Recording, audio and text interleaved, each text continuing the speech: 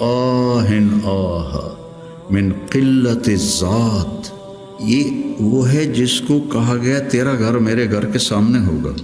وہ ایسے تڑپ رہے تھے جیسے سانپ کا ڈسا تڑپتا ہے، اور ایسے رو رہے تھے جیسے غموں کا مارا روتا ہے۔ اور لو کان بعدی نبی لکان عمر، سارے مرید ایک شخص مراد، کتنے بڑے آدمی۔ تو موت کی آہٹ محسوس کی تو عبداللہ بن عمر نے گود میں سر رکھا ہوا تھا، کہنے لگے عبداللہ میرا سر زمین پہ ڈال دے۔ انہوں نے سر زمین پہ رکھ دیا تو اپنا چہرہ زمین ایسے رگڑنا شروع کیا، ایسے ویل لک یا عمر ان لم یغفر لک ربک، یہ کہنا شروع کیا، ویل لک یا عمر ان لم یغفر لک ربک، ویل لک یا عمر، ویل لک ولامک یا عمر ان لم یغفر لک ربک۔ یہ کہتے کہتے جان نکل گئی۔ تو حضرت عائشہ روئے جا رہی تھی اور ان کی بڑی چادر آنسوں سے بھیگ چکی تھی، ساری چادر۔ جب وہ آئے تو کہنے لگے اماں جان آپ کیوں رو رہی؟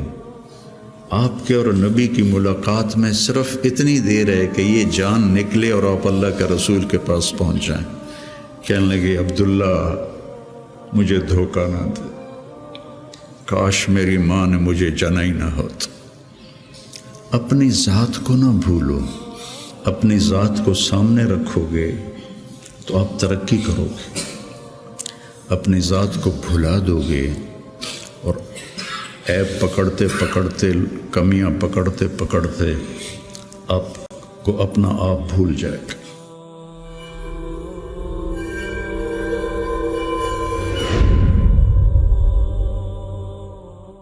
بسم اللہ الرحمن الرحیم، والصلاة والسلام علی رسولہ الکریم وعلی آلہ وصحبہ اجمعین، اما بعد۔ انبیاء کی محنت اور تحریک میں فرق ہے بہت واضح اور بڑا۔ تحریک میں اپنی ذات سے صرف نظر ہوتا ہے اور اوروں کو سامنے رکھ کر نظام بنتا ہے۔ انبیاء کی محنت میں اپنی ذات کی طرف ساری محنت ہوتی ہے اور اس کے ساتھ ساتھ اوروں پر محنت ہوتی ہے۔ امرت ان اکون اول من اسلم،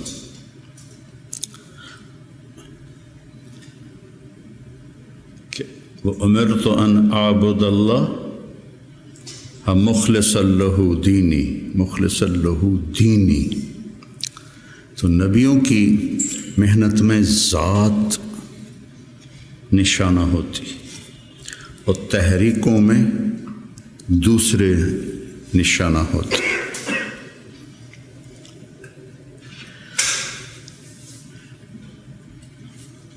اس سے اپنی ذات بنتی ہے۔ آپ لوگ چونکہ پڑھانے کے ساتھ لگے ہوئے ہیں تو آپ کے سامنے فلاں لڑکا یہ کر رہا ہے، فلاں یہ کر رہا ہے، اس کا یہ مسئلہ ہے، اس کا یہ مسئلہ ہے، اس کے لیے کیا کرنا ہے، اس کے لیے کیا کرنا ہے، تو اپنا آپ یاد نہیں رہتا اور معاملہ تو میرے ساتھ ہونا ہے کہ مجھ سے میرے اللہ نے پوچھنا ہے، یا ابن آدم اعطیتک وخولتک وانعمت علیک ارنی ماذا صنعت فیہا۔ یہ تو مجھ سے سوال ہوگا، یہ تو نہیں پوچھا جائے گا مجھ سے کہ حسنین کے لڑکوں کا علم کیسا تھا اور ان کی استعداد کیسی تھی۔ یہ تو براہ راست مجھ سے سوال۔ یجاء بابن آدم، پوری حدیث یاد آ گئی، یجاء بابن آدم یوم القیامت فیوقف بین یدی اللہ تعالی کأنہ بذج۔ بذج کا مطلب جانتے ہیں؟ بکری کا بچہ جو نوزائید ہوتا ہے، پیدا ہوتے ہی وہ کھڑا ہوتا ہے تو اس کی ٹانگیں کانپتی ہیں ایسے ایسے، چونکہ ٹانگوں میں جان نہیں ہوتی، تو پھر وہ ایسے ایسے کانپتا ہے، پھر گر پڑتا ہے۔ یہ تو ہم نے گاؤں میں رہتے ہیں، ہم نے کئی دفعہ دیکھا۔ پھر کھڑا ہوتا ہے، پھر گر جاتا ہے۔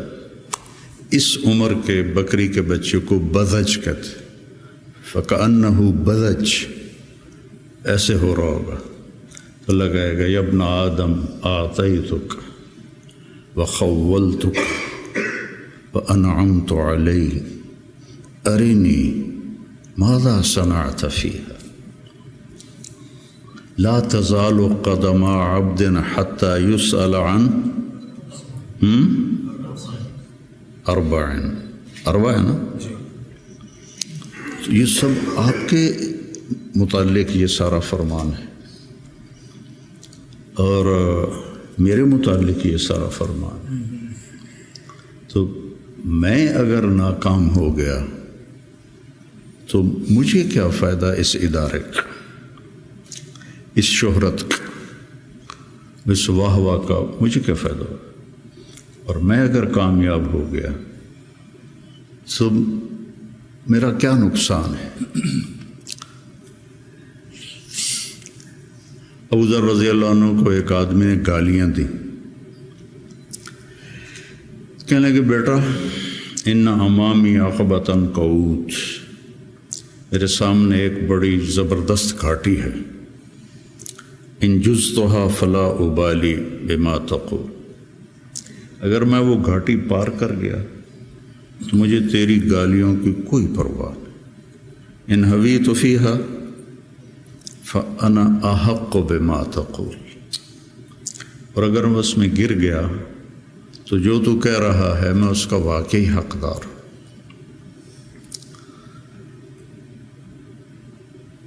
تو انبیاء کی محنت اور اللہ تعالیٰ کا جو یا ایہا الانسان، ایک ایک کو اللہ مخاطب ہو کے کہہ رہا ہے یا ایہا الانسان، یا ایہا المسلم نہیں کہا، المومن نہیں کہا، یا ایہا الانسان۔ پھر آگے گلا ہے ما غرک بربک الکریم، وہ میرا بندہ تو اپنے رب سے ہی دو نمبری کر گیا، الذی خلقک فسواک فعدلک سبحانہ فی ای صورت ما شاء رکبک، یا ایہا الانسان یعنی یا طارق جمیل، ما غرک بربک الکریم، یا ایہا الانسان انک کادح الی ربک کدحا فملاقیہ۔ میں کتنا آگے جا رہا ہوں۔ مولانا الیاس صاحب رحمۃ اللہ علیہ کی بات سنی مولانا سعید خان صاحب رحمۃ اللہ علیہ سے کہ مجھے دو خطرے ہیں اپنے کام کرنے والوں سے، کہ جب کہ کام کی ترقی کو اپنی ترقی سمجھنے لگ جائیں گے، اتنی جماعتیں نکل گئیں، اتنی مسجدوں میں گشت شروع ہو گیا، اتنے سے روزے لگنے لگ گئے، اتنے سال کی جماعتیں نکل گئیں، یہ تو کام کی ترقی ہے، میری ترقی کتنی ہے؟ میرا اللہ سے، میری ترقی کا کیا مطلب ہے کہ میں اللہ سے کتنا جڑا ہوں۔ فَاعْلَمْ أَنَّهُ لَا إِلَهَ إِلَّا اللَّهُ، سب سے پہلا علم ہی لا الہ الا اللہ، اور فا کا لفظ آیا ہے، واو نہیں ہے، وعلم، فَاعْلَمْ، فا علی الفور کے لیے ہوتی ہے، فا حملتہ فانتبذت فاجاءها المخاض، فا فا فا، سمجھ رہے؟ تمہاری عربی مجھ سے اچھی ہے، میں تو کو ٹوٹ کے یاد ہے نا۔ فحملتہ فوراً حمل، فانتبذت بہ مکانا قصیا، فوراً دوڑ کے دور گئی، فَأَجَاءَهَا الْمَخَاضُ، فوراً درد ذیل ہوا اور بچہ پیدا ہو گیا۔ فَعْلَمْ، سب سے پہلا، سب سے علی الفور ہے اللہ کو پہچان، اپنے اللہ کو پہچان۔ عبد الرحمن ابن عوف نے آ کر کہا ابو بکر رضی اللہ عنہ سے، اللہ کو کیا جواب دو گے جو تو عمر کو خلیفہ بنا کے جا رہے، جو اتنا شدید ہے اور سخت ہے؟ آپ نے کہا انا اعلم بربی منک، میں تم سے زیادہ اپنے رب کو جانتا۔ سبحان اللہ، انا اعلم بربی منک۔ وہ جو 3 لوگوں نے کہا تھا میں شادی نہیں کروں گا، میں رات نہیں سوؤں گا، اور میں روزہ نہیں چھوڑوں گا، تو ان سے آپ نے کہا انا اعلم بربی منکم۔ تو میرے عزیزو، علم کی منتہا ہے اللہ۔ یا ابن آدم اطلبنی تجدنی، وعدہ ہے، فإن وجدتنی وجدت كل شيء وإن فتنی فاتک كل شيء وأنا خیر لک من كل شيء۔ پھر بڑے لوگوں سے تعلق بنانا پڑتا ہے اور پہل اپنی طرف سے کرنی پڑتی ہے، اور کبھی خوشامد کرنی ہوتی ہے، کبھی ہدیے دینے ہوتے ہیں، کبھی جھوٹی سچی ان کی تعریفیں کرنی پڑتی ہیں۔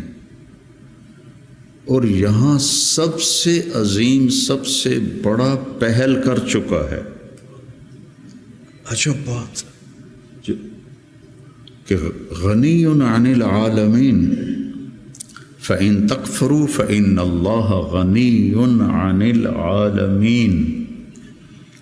اور جو اتنا بڑا ہو، جس کو کسی کی بھی ضرورت نہیں، اتقى قلب رجل واحد ما زاد فی ملکی شیئا، افجر قلب رجل ما نقص فی ملکی شیئا، لن تبلغوا ضری فتضرونی ولن تبلغوا نفعی فتنفعونی۔ تو اتنا عظیم ہو کر کہتا ہے یا ابن آدم انی لک محب۔ یا ابن آدم، کافر مسلم سب شریک۔ وَلَقَدْ كَرَّمْنَا بَنِي آدم، انسان بطور انسان اللہ نے عزت والا بنائے۔ انی لک محب فبحقی علیک کن لی محبا۔ اتنی بڑی بات یہ میرے آپ جیسے گندے انسانوں کے لیے۔ یا ابن آدم اذکرک وتنسانی، کیا گلہ ہے، وَأَسْتَتِرُكَ وَلَا تَخْشَى، أَتَحَبَّبُ إِلَيْكَ بِالنِّعَمِ وَتَتَبَغَّضُ إِلَيَّ بِالْمَعَاصِي، شَرُّكَ إِلَيَّ صَاعِدٌ وَخَيْرِي إِلَيْكَ نَازِلٌ، مَعَ ذَلِكَ إِن سَأَلْتَنِي أَعْطَيْتُكَ وَإِنِ اسْتَغْفَرْتَنِي غَفَرْتُ لَكَ۔ اتنا بڑا شہنشاہ، اطت السماء وحق لها ان تئط، آسمان چرچراتا ہے، جیسے کرسی پر کوئی موٹا آدمی بیٹھ جائے تو چوں چوں کی آواز آتی، آسمان چوں چوں کرتا ہے کہ ما فیہا موضع اربعۃ اصابع الا وملک واضع جبہتہ ساجدا للہ۔ اتنی جگہ بھی خالی نہیں ہے، فرشتوں کی پیشانیاں سجدے میں گری پڑی۔ اتنی عظیم ذات ہو کر وہ کہے اذکرک وتنسانی، اور اتنی عظیم ذات ہو کر کہے انی لک محب۔ محبت ہی تو انبیاء بھیجے،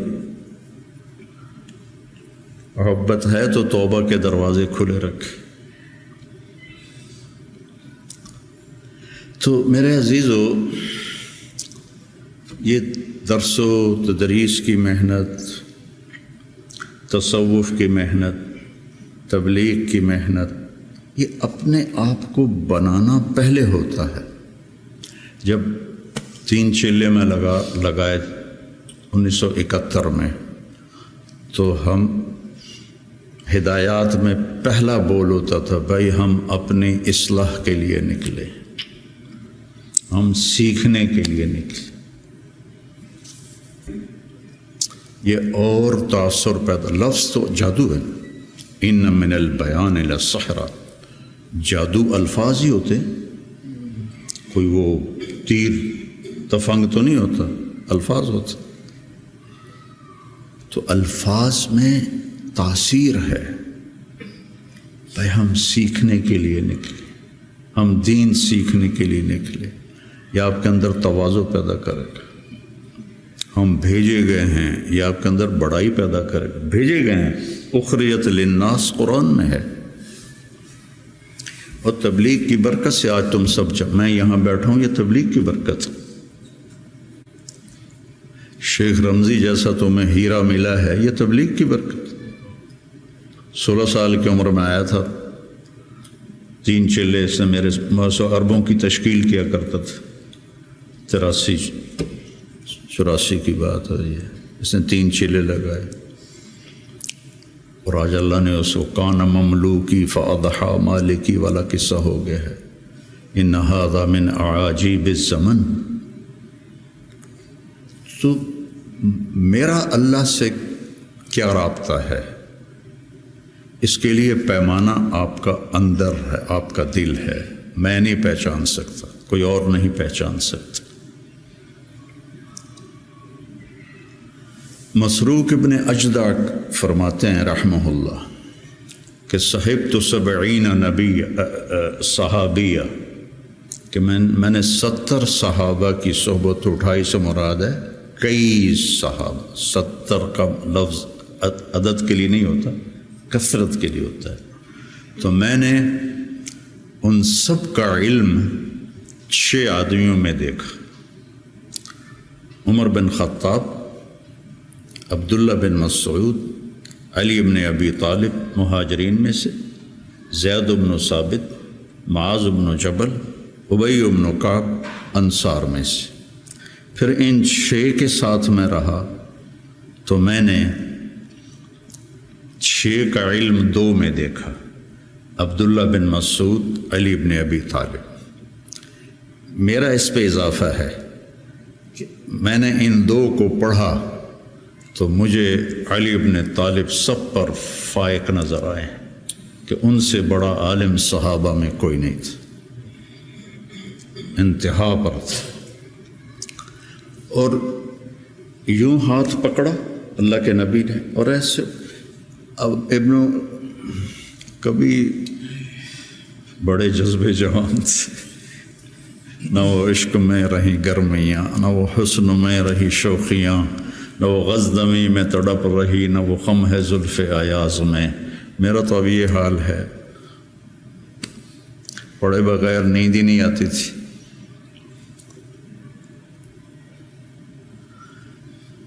سب سے زیادہ حضرت علی کے فضائل ہیں، سب سے زیادہ مرتبہ وہی ہے جو اہل السنت والجماعت کا ہے، لیکن آپ پڑھیں البدایہ والنہایہ، جب ترجمہ کا لفظ آتے ہیں تو سب سے زیادہ حضرت علی رضی اللہ عنہ کے فضائل ہیں، اور یہ فضیلت ان کی بڑی بلند و بالا ہے۔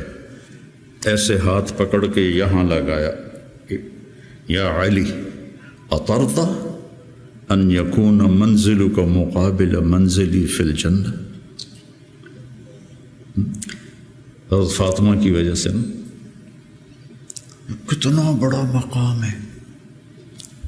اور زرار ابن زمرہ کنانی فرماتے ہیں: وَلَقَدْ رَأَيْتُهُ فِي بَعْضِ مَوَاقِفِهِ وَقَدْ أَرْخَى اللَّيْلُ سُدُولَهُ وَغَارَتْ نُجُومُهُ وَهُوَ قَائِمٌ فِي الْمِحْرَابِ يَتَمَلْمَلُ تَمَلْمُلَ السَّلِيمِ۔ سانپ کا ڈسا ہوا تململ السلیم، وہ ایسے تڑپ رہے تھے جیسے سانپ کا ڈسا تڑپتا ہے، وَيَبْكِي بُكَاءَ الْحَزِينِ، اور ایسے رو رہے تھے جیسے غموں کا مارا روتا ہے۔ یہ وہ ہے جس کو کہا گیا تیرا گھر میرے گھر کے سامنے ہوگا۔ وَيَقُولُ لِلدُّنْيَا إِلَيَّ تَغَرَّرْتِ، مجھے دھوکہ دینے آئی ہے، إِلَيَّ تَشَوَّقْتِ، میرے شوق میں آئی ہے، إِلَيَّ تَشَوَّفْتِ، مجھے جھانکیاں ڈالتی ہے، ہیہات ہیہات غرری غیری قد بتتک ثلاث عمرک قصیر ومجلسک حقیر وخطرک یسیر۔ یہ جملہ اگلا سنانا تھا، آہن آہ من قلت الذات وبعد السفر ووحشت الطریق۔ اللہ اکبر، کون شخص یہ کہہ رہا ہے؟ قلت الذات، نبی کے گھر کے سامنے گھر قلت الذات سے ہو سکتا؟ بعد السفر ووحشت الطریق، اللہ اکبر۔ اور علم ایسے تھا کہ یتفجر العلم من جوانبہ وتنطق الحکمت من نواحیہ۔ اس جملے کو، یہ میں آپ کو آج سے کوئی 40 سال پہلے حیات الصحابہ پڑھی تھی، اور اس میں یہ علی کی رضی اللہ عنہ کی صفات کو میں نے یاد کیا تھا، تو آج آپ کی برکت سے وہ زبان پہ آ گئی ہیں۔ ان کے روئیں سے علم کے چشمے پھوٹتے تھے، اور حکمت نے ان کو گھیرے میں لیا ہوا تھا۔ میں نے یاد بھی کیا، میں نے ترجمے بھی کیے، لیکن اس کو حقیقی طور پر میں سمجھا، گلگت جا رہے تھے تو راستے میں بڑے خوبصورت مناظر آتے ہیں، چلاس پر تو پھر کالے پہاڑ شروع ہو جاتے، اس سے پہلے بڑے خوبصورت مناظر آتے، پہاڑوں سے ایسے چشمے گر رہے ہوتے۔ تو ایک پہاڑ سے گزرے نا، تو اس میں سے چشمے بہت سارے گر رہے تھے ایسے۔ تو ایک دم مجھے یہ جملہ سمجھ میں آیا کہ میں نے گاڑی رکوا لی، میں نے کہا یار وکھن دو، میں ان کو ایسے دیکھ رہا تم یتفجر العلم من جوانبہ، پہاڑ کے پتھروں سے چشمے نکل رہے تھے 15-20، تو انہوں نے پورے پہاڑ کو خوبصورت بنا دیا تھا۔ اب تصور کرو اگر اس پہاڑ کے ہر پتھر سے چشمہ پھوٹ رہا ہو تو کتنا خوبصورت ہوگا۔ علی کو اس جملے میں پہاڑ دکھایا گیا ہے، اور اس کے ایک ایک پتھر سے علم کے چشمے نکل رہے ہیں، اس کے ایک ایک روئیں سے علم کے چشمے نکل رہے ہیں۔ وہ کیا چیز ہوگی؟ اور حکمت زبان کا بول ہے، من یؤت الحکمت فقد اوتی خیرا کثیرا، اور ان کو حکمت نے چاروں طرف سے گھیرے میں لے لیا ہے۔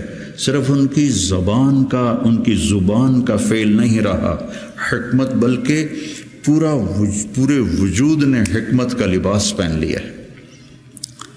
اور پھر وہ کہتے ہیں قلت الذات بعد السفر وحشت الطریق، اور لو کان بعدی نبی لکان عمر۔ اب مسجد میں داخل ہوئے تو آپ کے ادھر ابو بکر تھے، ادھر عمر تھے رضی اللہ عنہ، سامنے صحابہ بیٹھے تھے۔ آپ نے ان سے فرمایا دیکھ رہے ہو، ہاکذا نحشر یوم القیامہ، میں قیامت کے دن ایسے اٹھوں گا، میرے سیدھے ہاتھ ابو بکر ہوگا، الٹے ہاتھ عمر ہوگا۔ ملہم مراد، سارے مرید، ایک شخص مراد، کتنے بڑے آدمی۔ تو صحابہ نے مشورہ کیا کہ فتوحات ہو گئی ہیں، کیسر اور کسریٰ کے خزانے مدینے میں آ گئے ہیں، اور عمر کا وہی حال ہے، وہی مجاہدہ ہے، وہی مشقت ہے، تو اب اسے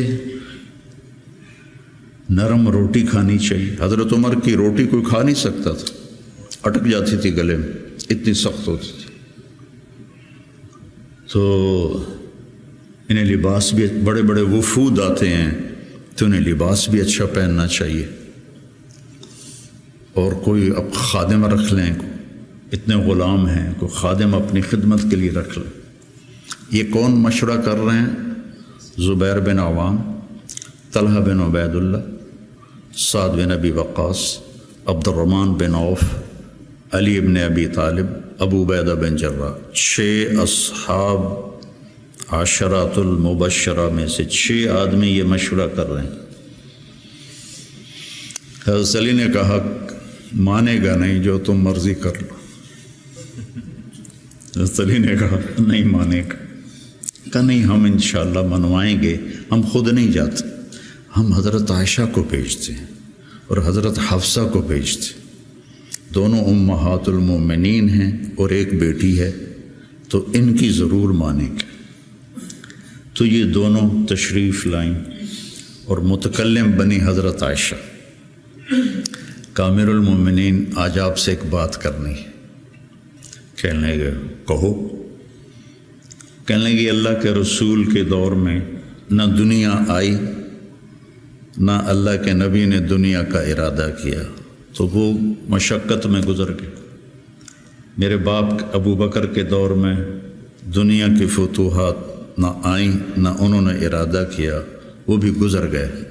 اب اللہ نے آپ کے لیے دنیا مسخر کر دی ہے اور لہر بہر ہے، اور آپ کا وہی حال ہے.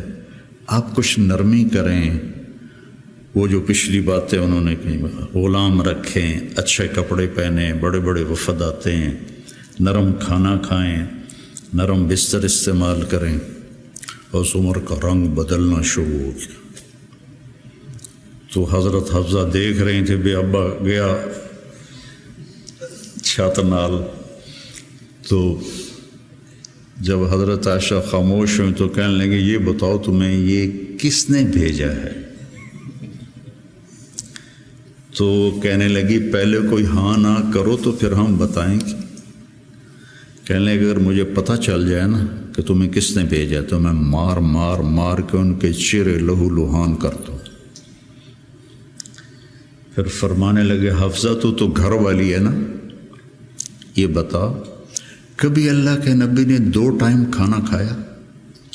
زندگی میں کبھی 2 وقت کھانا کھایا؟ وہ کہنے لگی نہیں. فرمانے لگے صبح کھاتے تھے تو شام نہیں کھاتے تھے، شام کو کھاتے تھے تو صبح نہیں کھاتے تھے. کہ جی اللہم نعم. ایک دفعہ تو نے ایک چھوٹے سے میز پر کھانا رکھ کے دیا تھا، تمہیں یاد ہے؟ تو اللہ کے نبی نے اٹھا کے زمین پہ رکھ لیا تھا اور کہا تھا آکل کما یاکل العبد. کہ جی اللہم نعم. تمہیں یاد ہے اللہ کے نبی کا ایک ہی جوڑا ہوتا تھا اور اسے وہ خود دھوتے تھے، اور بعض اوقات وہ خشک نہیں ہوتا تھا اور بلال آ جاتے یا رسول اللہ الصلاۃ، تو آپ کہتے ابھی میرے کپڑے خشک نہیں ہوئے، یہاں تک کہ نماز تاخیر ہو جاتی تھی اور آپ وہ خشک ہو کر اس کو پہن کے جا کے نماز پڑھاتے تھے. اور یہ بھی تمہیں یاد ہو، کہنے لگی اللہم نعم، کہ یہ بھی تمہیں یاد ہوگا کہ ایک دن وہ جوڑا بھی نہیں تھا تو آپ نے پڑوسن سے چادر مانگی تھی جس کو لپیٹ کر جا کے نماز پڑھائی تھی، یاد ہے؟ کہنے لگی اللہم نعم. کہا نبی کا بستر کیسا تھا تیرے گھر میں؟ کہا ایک ٹاٹ تھا، اس کو میں دوہرا کر کے بچھا دیتی تھی رات کو. تو حضرت عمر کہنے لگے ایک رات تو نے اس کی 4 تہیں لگا دیں. تو صبح اللہ کے نبی نے کہا حفصہ میرا بستر تبدیل کر دیا ہے؟ کہ نہیں یا رسول اللہ وہی ہے، بس 2 کی 4 تہ لگا دی. کہا اس کو دوبارہ ویسے ہی کر دے، مجھے رات کو اٹھنے میں مشکل پیش آئی اس کی نرمی کی وجہ سے، یاد ہے؟ کہنے لگی اللہم نعم. پھر فرمایا اللہ کے نبی نے کبھی 2 سالن کٹھے کھائے؟ اللہ کے نبی نے کبھی 2 سالن کٹھے کھائے؟ کہنے لگی نہیں، کوئی نہیں کھائے۔ تو حضرت عمر رونے لگے، فرمایا کہ جنہوں نے تمہیں بھیجا ہے نا، انہیں جا کر کہو کہ 3 دوست تھے سفر میں، تو ایک آگے بڑھ گیا اور منزل پر پہنچ گیا، اللہ کے نبی، پھر دوسرا چلا اور وہ منزل پر پہنچ گیا، ابو بکر، اب تیسرا راستے میں ہے، ان کے راستے پر رہے گا تو پہنچے گا ورنہ بھٹک جائے گا۔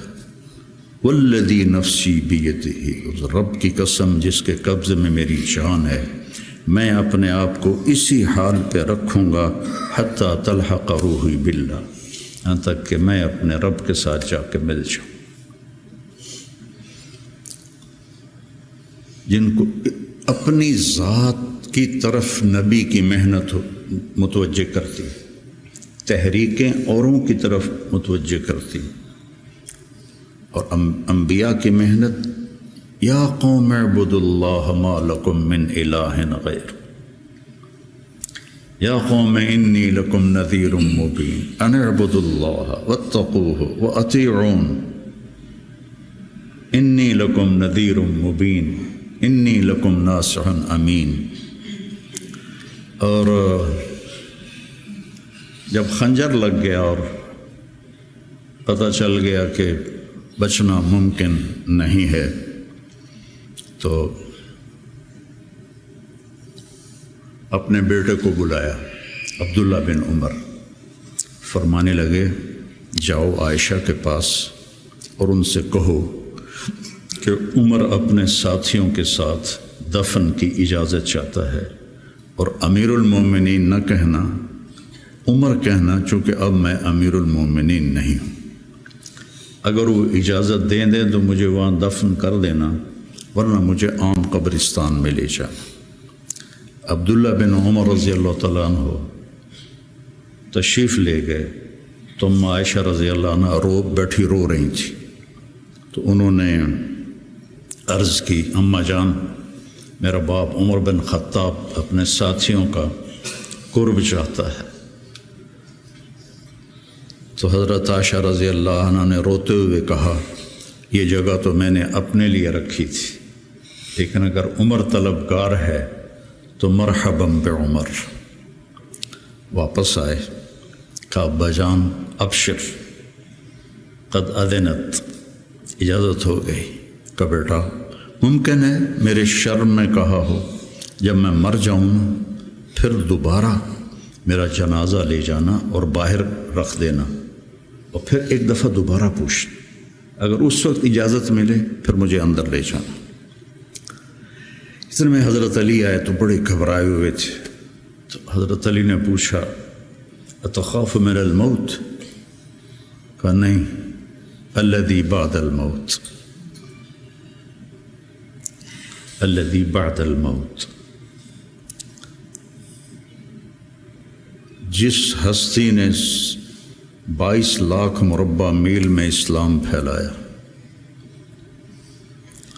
تو کہنے لگے ڈرو نہیں، میں نے کئی دفعہ سنا کہ اللہ کے نبی نے کہا خرج تو انا و ابو بکر و عمر، دخل تو انا و ابو بکر و عمر، جی تو انا و ابو بکر و عمر و سیدہ کہول اہل الجنہ ابو بکر و عمر۔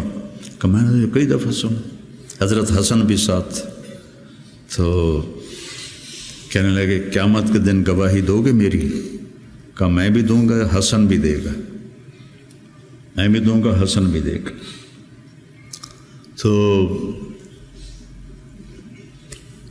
حضرت علی چلے گئے، تو موت کی آہٹ محسوس کی، تو عبداللہ بن عمر نے گود میں سر رکھا ہوا تھا، کہنے لگے عبداللہ میرا سر زمین پر ڈال دے۔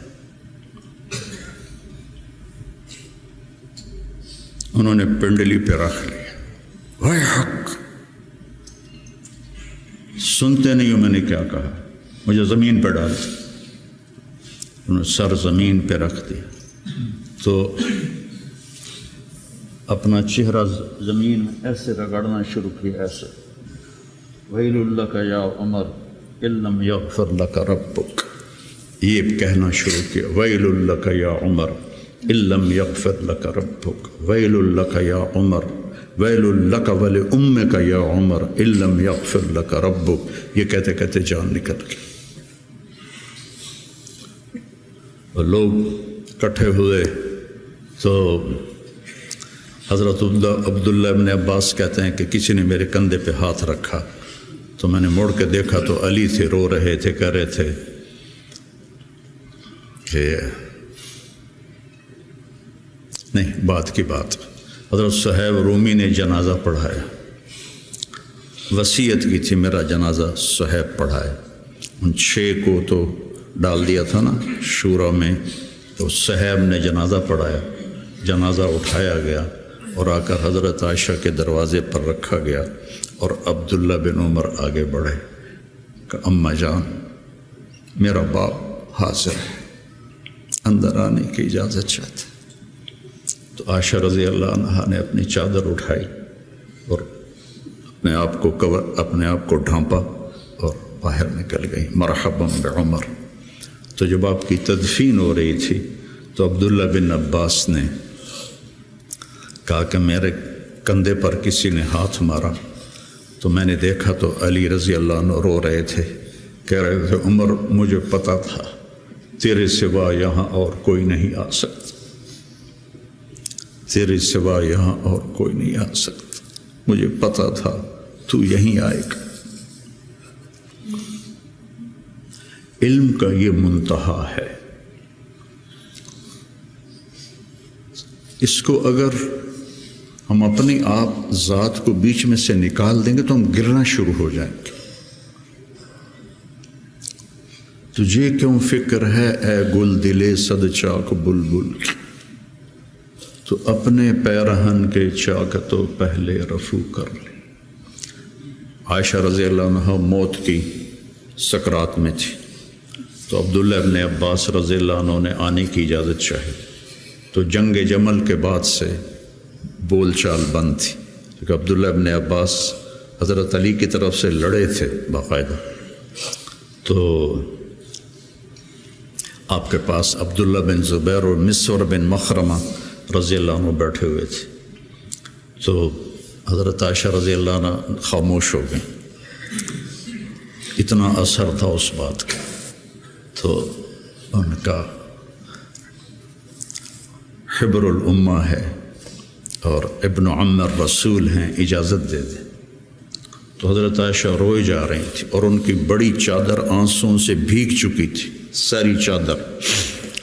جب وہ آئے تو کہنے لگے اماں جان آپ کیوں رو رہی ہیں؟ آپ کے اور نبی کی ملاقات میں صرف اتنی دیر ہے کہ یہ جان نکلے اور آپ اللہ کے رسول کے پاس پہنچ جائیں۔ کہنے لگے عبداللہ مجھے دھوکہ نہ دے، کاش میری ماں نے مجھے جنا ہی نہ ہوتا، مجھے بہلاوا نہ دے، مجھے دھوکہ نہ دے۔ اور اللہ کے نبی نے کہا تھا یا عائشہ انہو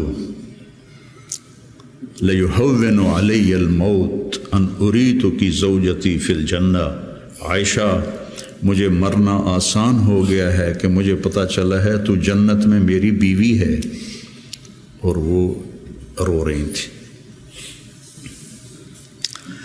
تو میرے عزیزو اپنی ذات کو نہ بھولو، اپنی ذات کو سامنے رکھو گے تو آپ ترقی کرو گے، اپنی ذات کو بھلا دو گے اور عیب پکڑتے پکڑتے، کمیاں پکڑتے پکڑتے آپ کو اپنا آپ بھول جائے گا۔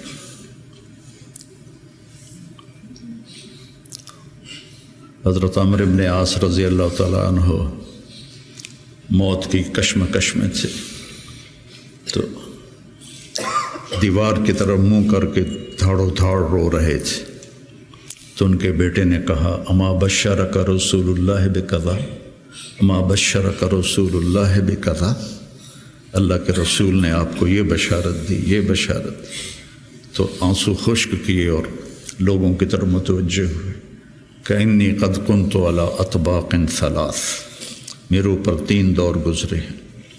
ایک تھا جب میں کافر تھا، اور اگر میں اس وقت مر جاتا تو سیدھا جہنم میں جاتا۔ پھر اللہ نے مجھے ہدایت دی، میں ایمان لایا، اور میں نے ساری زندگی اللہ کے نبی کو آنکھ بھر کے نہیں دیکھا حیا کی وجہ سے۔ اگر مجھ سے پوچھو کہ اللہ کے نبی کا حلیہ کیا ہے تو میں نہیں بتا سکتا کہ میں نے کبھی آنکھ اٹھا کے آپ کو دیکھا ہی نہیں تھا۔ اگر اس وقت میں مر جاتا تو میں جنت میں جاتا۔ اس کے بعد ہم پر دنیا کھل گئی اور ہم نے کیا جو کیا، اب پتہ نہیں آگے میرے ساتھ کیا ہونے والا ہے۔ پھر ایسے ہاتھ اٹھائے، اللہم لا بری فاعتذر ولا قوی فانتصر ولا مستنکر بل مستغفر۔ یہ دعا میں روز مانگتا ہوں۔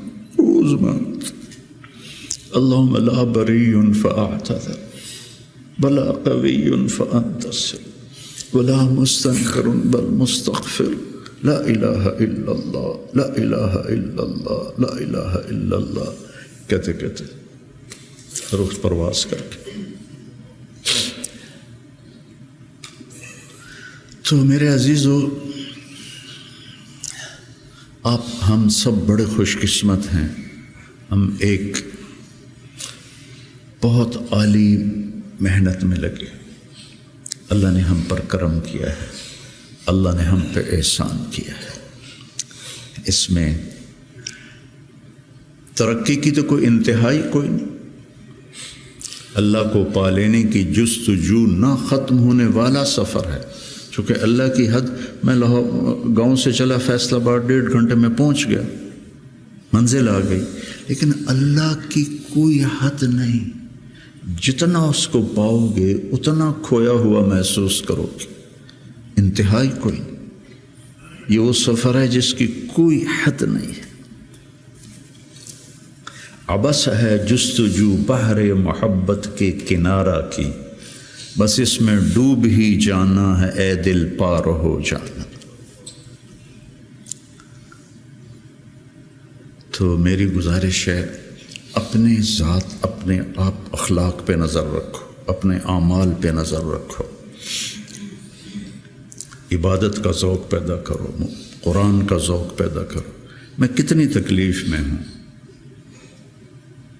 اب تو میں بیکار گھر پہ بیٹھا ہوں، لیکن جب میں ایسے پہیے کی طرح گھوم رہا تھا تو میں 50 60 100 نفل روزانہ پڑھتا تھا، کہ میری اب بھی پڑھتا ہوں۔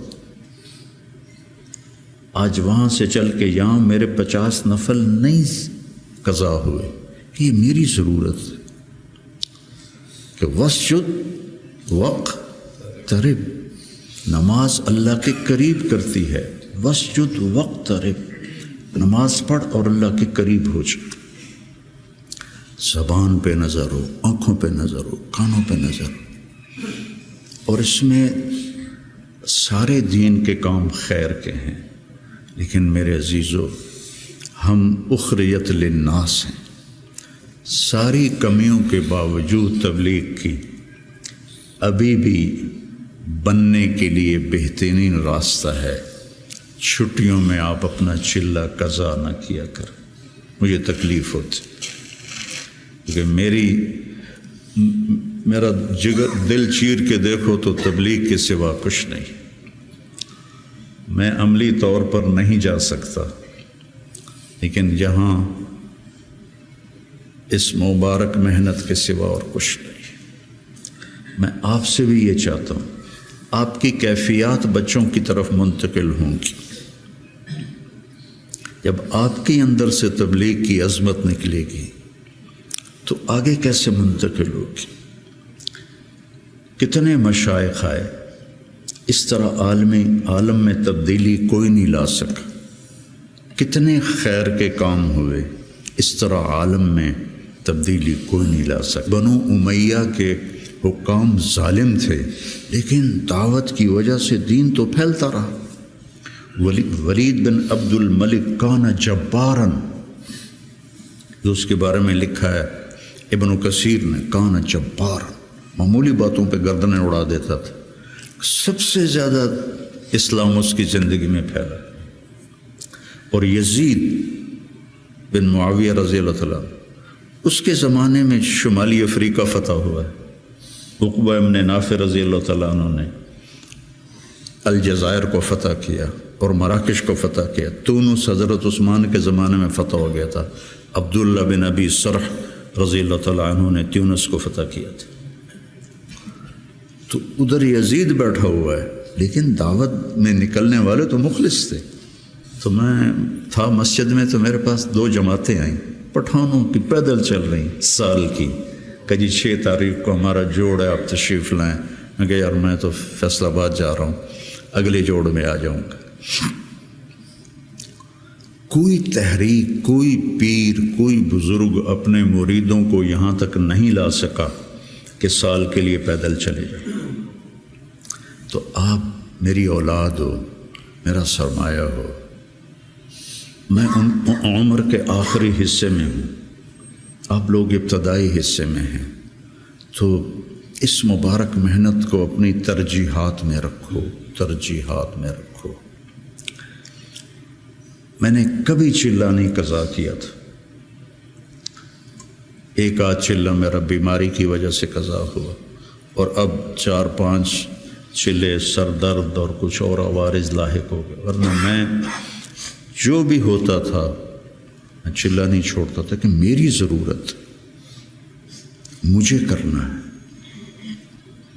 عام انسانوں کی طرح زندگی گزارو اور اپنے اللہ کو اپنے سامنے رکھ کے چلو، تو انشاءاللہ اللہ آپ کو ترقی دے گا، اللہ آپ کو بلندیاں دے گا۔ ہماری تو شام ہونے والی ہے، آپ لوگوں کی سویر ہے، ہمارے لیے صدقہ جاریہ بنو، ہماری قبروں کی ٹھنڈک کا ذریعہ بنو۔ اور میں مدارس ایک خاص مقصد کے تحت میں نے مدارس بنائے، نہ کوئی کمی ہے مدارس کی، علماء کی کوئی کمی ہے؟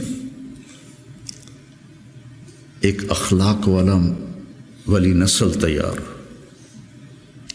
ایک قرآن سے شغف والی نسل تیار، عربیت ان کا خاصہ ہو، قرآن ہو، سیرت ہو، عربیت ہو، اور اچھے اخلاق ہو، اور تبلیغ کا جذبہ ہو، دنیا میں پھرنے کا جذبہ ہو۔ تو اللہ تعالیٰ ان کو دیکھو، آج میں نے جب شروع کیا تھا تو اتنی تنقید سنی، گالیاں تک، اور اب رائمنڈ میں اعلان ہوتا ہے حسنین کے علماء کی طرح۔ یہ میرے لیے شرف ہے، حسنین کے علماء کی طرح، کتنی بڑی میرے لیے یہ اعلیٰ درجے کی بات آپ سب کے لیے۔ تو اس لیے بچوں اپنے آپ کو دیکھتے ہوئے چلو، چھٹیوں کا چلہ قضا نہ کرو۔ مولانا احسان صاحب ایک دفعہ چھٹیوں میں چلے گئے ساؤتھ افریقہ، وہاں شیخ اب مولانا زکریا صاحب وہاں گئے ہوئے تھے، تو انہوں نے چھٹیاں ان کے پاس گزاری، واپس آ کے چلہ لگایا، واپس آ کے چلہ لگایا۔ میں رائمنڈ میں اس وقت پڑھتا تھا، انہوں نے اس کو کافی نہیں سمجھا۔